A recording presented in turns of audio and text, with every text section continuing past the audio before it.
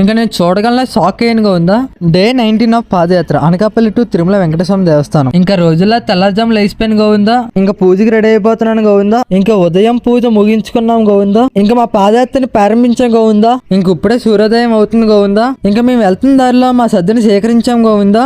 ఇంకా మేము వెళ్తున్న దారిలో ఒక టోల్ గేట్ కనిపించింది గోవిందా. టోల్ గేట్ పైన ఒక రెస్టారెంట్ ఉంది. ఇంకా నేను చూడగలనే షాక్ అయ్యాను గోవిందా. ఇంకా మధ్యాహ్నం భిక్షకు టైం అయిందని మేము వెళ్తున్న దారిలో ఆంజనేయ స్వామి గుడి దగ్గర ఆగాం గోవిందా. మధ్యాహ్నం భిక్ష కూడా గోవింద ఏర్పాటు చేసారు గోవిందా. ఆ భిక్షను ఆరగించాం. ఇంక అక్కడే కాసేపు విశ్రాంతి తీసుకున్నాను గోవిందా.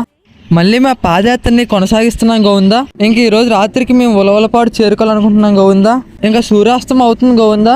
ఇంకా మేము వెళ్తున్న దారిలో వేరు వెంకటేశ్వర స్వామి గుడి కనబడింది గోవిందా. ఇంకా లోపలికి వెళ్తున్నాం గోవిందా. ఇంకా ఆ వేరు వెంకటేశ్వర స్వామిని దర్శించుకోవడం జరిగింది గోవిందా. ఇంక ఈ వేరు వెంకటేశ్వర స్వామి 8 సంవత్సరాల క్రితం వేరు రూపంలో దర్శనం ఇచ్చారంట గోవిందా. ఇంకా వేరు వెంకటేశ్వర స్వామి దర్శించుకొని మళ్ళీ మా పాదయాత్రని కొనసాగిస్తున్నాం గోవిందా. ఇంకా ఉలవపాడు చేరుకున్నాం గోవిందా. హైవే పక్కన ఉన్న సాయిబాబా మందిర్లో మాకు రాత్రి విశ్రాంతి తీసుకోవడానికి వసతి కలిసేసారు గోవిందా. ఇంకా పూజకి రెడీ అయిపోయి రాత్రి పూజ ముగించుకున్నాం గోవిందా. ఇంకా అక్కడే ఉన్న సాయిబాబాని దర్శనం చేసుకున్నాను గోవిందా. ఇంకా మా రాత్రి సర్ది కూడా గోవిందుడు ఏర్పాటు చేసాడు గోవిందా. ఇంకంతే గోవిందా. ఈ రోజు ఎలా ముగిసింది. మాకు ఉదయం మధ్యాహ్నం రాత్రి భిక్ష సర్ది ఏర్పాటు చేసిన వారికి అలాగే మాకు నైట్ విశ్రాంతి తీసుకొని వసతి కలిసి చేసిన వారికి వెంకటేశ్వర దీవెనలు ఎప్పుడు ఉండాలని మనస్ఫూర్తిగా కోరుకుంటున్నా. ఈ రోజు మొత్తం 37 కిలోమీటర్లు నడిచాం గోవిందా. Thank you.